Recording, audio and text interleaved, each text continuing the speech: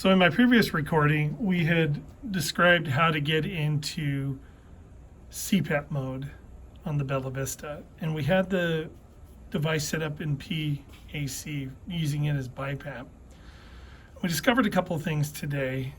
Troy pointed out something that was important. So I wanted to discuss what we're going to do as our next steps. So we would select,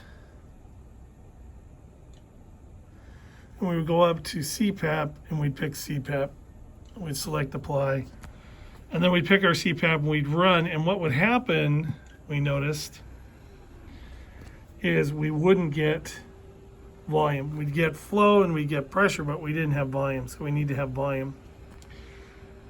So I want to stop ventilation here real quick. So I was looking at it, and what I noticed in the settings is pressure support. And with the pressure support, you can see it has a robust set of parameters here. But I noticed that I was able to go, I was able to go all the way down and zero out the pressure support, and that just leaves us 5 of PEEP, or 10 of PEEP, or 8 of PEEP.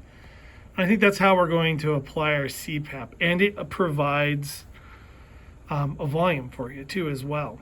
There are some other attributes here. It has an inspiratory time max, a flow trigger, rise, which you always want to leave at auto. It also has an expiratory trigger as well. I'd leave that at auto. It has a backup rate, and of course your FiO2 over here.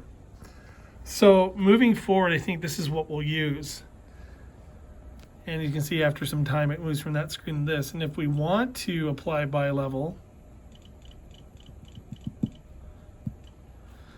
then we would have a difference here of 9, which would be our delta P. And that looks more like what we use when we're using a BiLevel device. So I hope you found this informative.